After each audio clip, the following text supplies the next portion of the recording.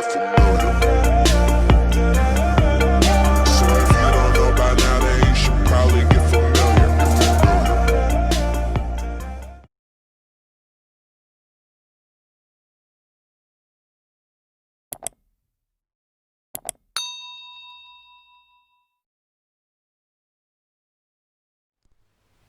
Kita ketemu lagi di video yang terbaru kali ini buat kalian semua para sahabat Rumah Belajar Solusi.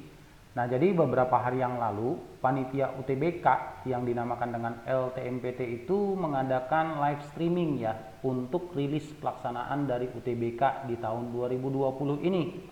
Nah, jadi dari live streaming rilis pelaksanaan tersebut, si panitianya udah memastikan ya untuk semua kita calon-calon peserta UTBK di tahun 2020 bahwa akan ada beberapa soal dari mata ujian kemampuan kuantitatif yang menggunakan bahasa pengantarnya bahasa Inggris. Artinya untuk kita semua para sahabat Rumah Belajar Solusi dari sekarang ya sudah mulai dibiasakan untuk mengenal istilah-istilah dasar matematika dalam bahasa Inggris. Contohnya bagaimana untuk mengatakan penambahan, pengurangan, perkalian, penjumlahan, atau misalnya mengatakan bilangan bulat, bilangan ganjil, genap, sisa. Jadi menggunakan bahasa Inggris untuk istilah-istilah dasar dalam matematika. Agar nanti sewaktu kalian menghadapi pelaksanaan UTBK 2020 yang sebenarnya, kalian gak lagi kerepotan untuk menerjemahkan ke dalam bahasa Indonesia. Nah, kalau kita bisa menerjemahkan ke dalam bahasa Indonesia, pasti membahas dan menemukan jawaban soalnya akan lebih mudah pastinya ya. Kalau bisa diterjemahin dong ke dalam bahasa Indonesia. Nah, di video kali ini akan sama dengan video yang terdahulu ya, video sebelum video terbaru ini. Kita akan membahas sebanyak 3 buah soal dari soal-soal mata ujian kemampuan kuantitatif dan bahasa soalnya kita menggunakan bahasa pengantarnya bahasa Inggris. Oke, untuk tidak membuang waktu, kita mulai dengan soal yang pertama. Kita baca, katanya begini. A furniture company has warehouse in 2 cities, Medan and Jakarta. The Medan warehouse stocks desks, tables, and chairs in a ratio of 5:9:15. If all the desks and tables are transferred from Medan to Jakarta, increasing the Jakarta warehouse inventory of item by 20%. Which of the following could be the number of items in Jakarta warehouse after the transfer? Nah, jadi katanya bahasa Indonesianya sederhananya begini. Ada sebuah perusahaan perabotan rumah tangga punya gudang di 2 kota, Medan dan Jakarta.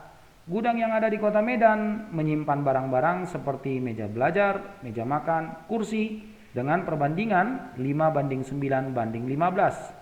Nah, lalu jika semua meja belajar dan meja makan itu dipindahkan dari gudang kota Medan ke kota Jakarta, itu katanya mengakibatkan penambahan, increasing ya, jumlah barang di gudang kota Jakartanya sebesar 20%. Nah, lalu yang ditanyakan adalah manakah di bawah ini? Jadi kita diberikan 4 buah pilihan yang menjadi kemungkinan dari jumlah barang terakhir di gudang kota Jakartanya setelah adanya perpindahan si meja belajar dan si meja makan tadi. Nah, gimana untuk menjawab soal yang pertama ini? Caranya gini aja, kita mulai dengan berpikir sederhana. Nah, kita ibaratkan aja, kita ilustrasiin ya, ini gambar kotak sebagai ilustrasi dari gudang yang ada di kota Medan. Dengan gambar yang sama, ini ilustrasi dari gudang di kota Jakarta.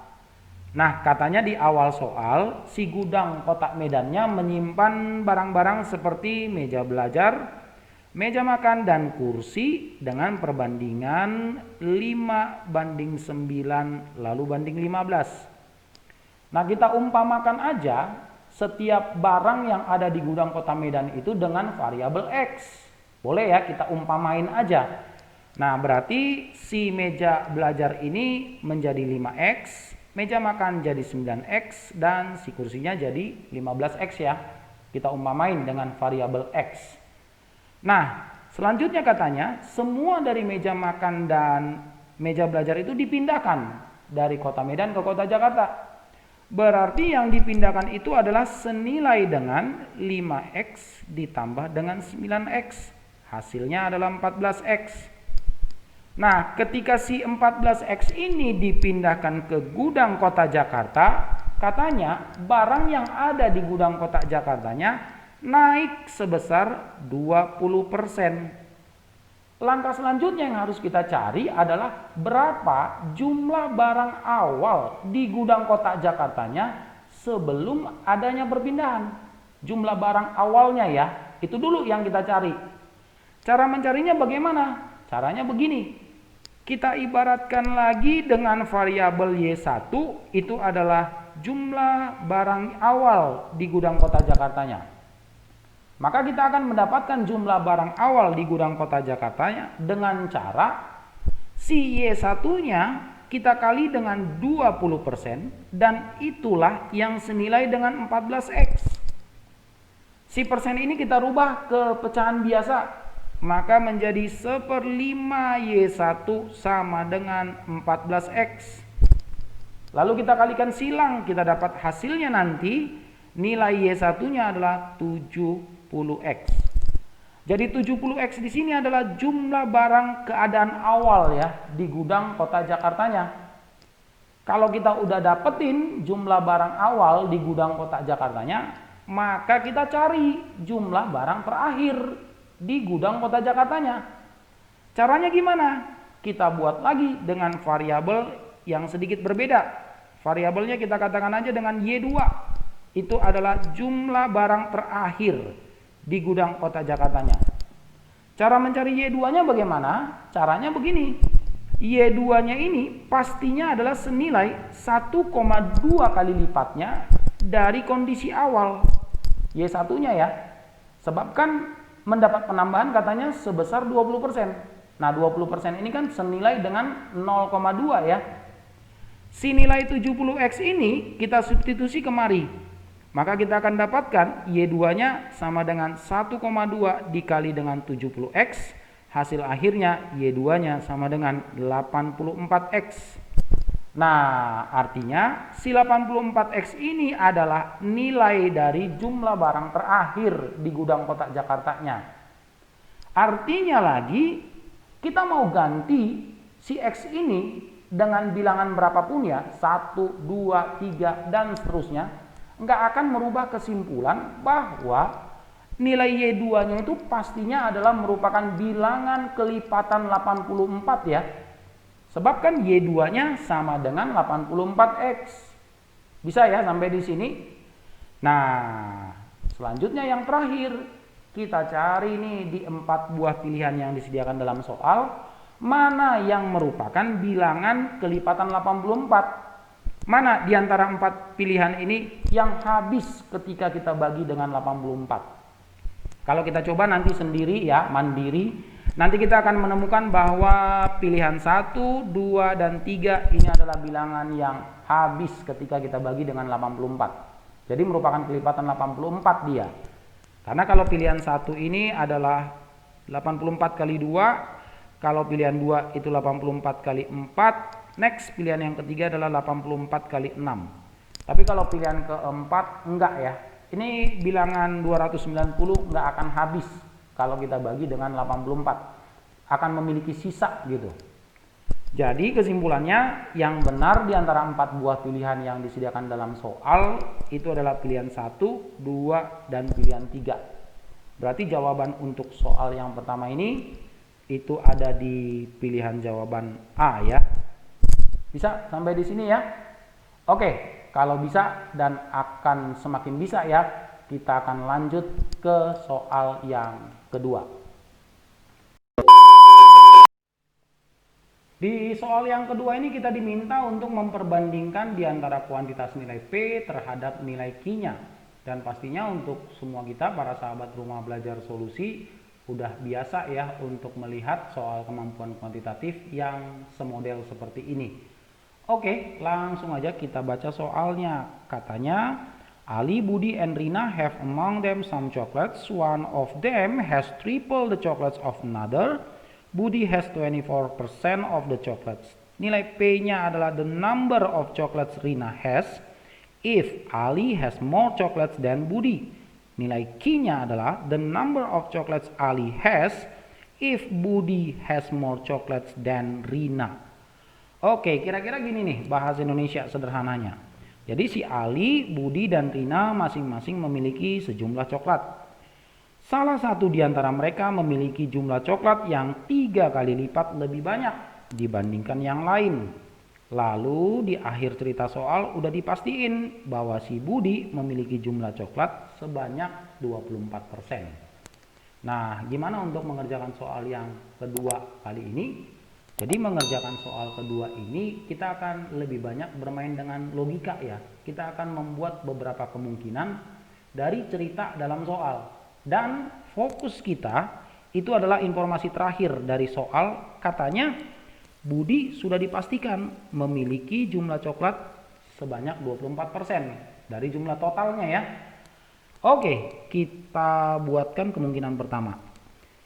Kalau si Budi sudah dipastikan memiliki jumlah coklat sebanyak 24% dan kita misalkan aja ada orang kedua yang memiliki jumlah coklat 3 kali lipat lebih banyak daripada Budi.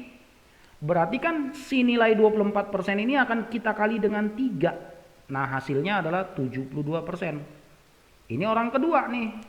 Nah, supaya agar nanti menuju hasilnya adalah 100%, maka orang ketiga itu pasti nggak lain nggak bukan memiliki jumlah coklat sebanyak 4% dong. Bisa sampai di sini ya. Nah, siapa pemilik 72% dan 4% ini? Kita langsung aja ke kuantitas nilai P-nya.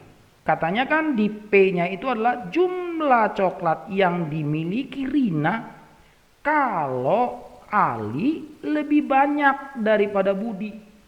Berarti udah ketahuan nih siapa pemilik 72% yang lebih banyak daripada Budi. Berarti si 72% ini pemiliknya adalah Ali. Maka si 4% ini pemiliknya adalah Rina. So berarti nilai P-nya adalah jumlah coklat yang dimiliki oleh Rina. Berarti nilai P-nya sebesar 4%. Bisa sampai di sini ya? Oke, untuk lalu kita mencari nilai dari Q-nya, kita buatkan kemungkinan yang kedua. Nah, kemungkinan keduanya begini. Si Budi kan sudah kembali ya dipastikan jumlah coklatnya 24%. Dan kita misalkan aja kemungkinannya begini, bahwa si Budi memiliki jumlah coklat yang 3 kali lipat lebih banyak dari orang kedua. Berarti si 24% ini akan kita bagi 3. Nah, maka akan ada orang kedua yang memiliki jumlah coklat sebanyak 8%. Kembali ya, agar menuju hasilnya 100%, maka orang ketiga nanti itu akan memiliki jumlah coklat sebanyak 68% dong. Bisa sampai di sini ya. Nah, kalau udah begini, siapa pemilik 8% dan 68%-nya?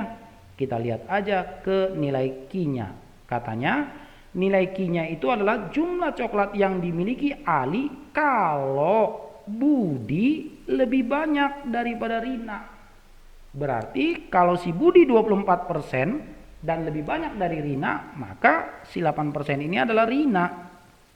Dan si Ali-nya itu adalah si 68% ini dong. Nah, nilai Q-nya katanya apa? Jumlah coklat yang dimiliki oleh Ali. Berarti nilai Q-nya sebesar 68%. Maka kalau kita bandingkan nilai P dan nilai Q-nya, ya udah ketahuan banget ya bahwa nilai P-nya lebih kecil dari nilai Q-nya. Berarti untuk soal yang kedua ini dengan logika kemungkinan ya, ketemu deh jawabannya ada di pilihan B. Bisa ya bermain dengan logika aja nih di soal yang kedua kali ini. Oke, kita akan lanjut ke soal yang terakhir.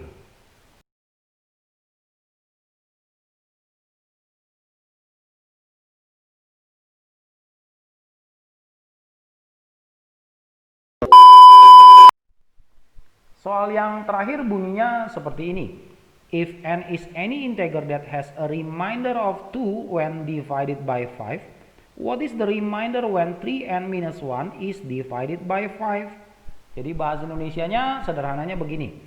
Jika n adalah bilangan bulat, integer itu bilangan bulat ya, bersisa 2, remainder of 2, ketika dibagi dengan 5, divided by 5, berapakah sisa ketika 3n kurang 1 dibagi dengan 5? Nah, sebenarnya soal ini cukup mudah, asalkan kita mulai dengan berpikir sederhana.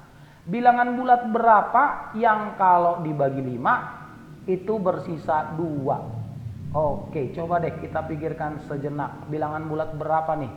Kalau dibagi dengan 5 itu sisanya 2. Nah, ya udah ya, biar durasi videonya jadi cukup singkat, saya buka aja. Bilangan bulat yang dibagi 5 dan bersisa 2, yang kalau dibagi 5 nih bersisa 2, itu bilangan bulatnya adalah 7 ya. Coba aja kalau 7 dibagi 5, itu hasilnya adalah 1, sisanya 2 kan. Nah, berarti udah kita tahu nih nilai n-nya adalah 7. Yang ditanya gampang banget ya. Kalau 3n kurang 1 dibagi 5 berapa sisanya? Ya udah kita substitusi aja nilai n sama dengan 7-nya. Berarti 3 kali 7 dikurang 1 dibagi dengan 5. Ini kan berarti adalah 20 dibagi 5 ya. Hasilnya adalah tepat 4. Nggak ada sisa ya. Nah, artinya sisanya sama dengan 0 dong. Jadi jawaban untuk soal ini itu adalah pilihan jawaban A. Sebenarnya cukup mudah ya, asalkan kita berpikir yang sederhana aja, nggak langsung ketakutan tuh kalau ngelihat soal.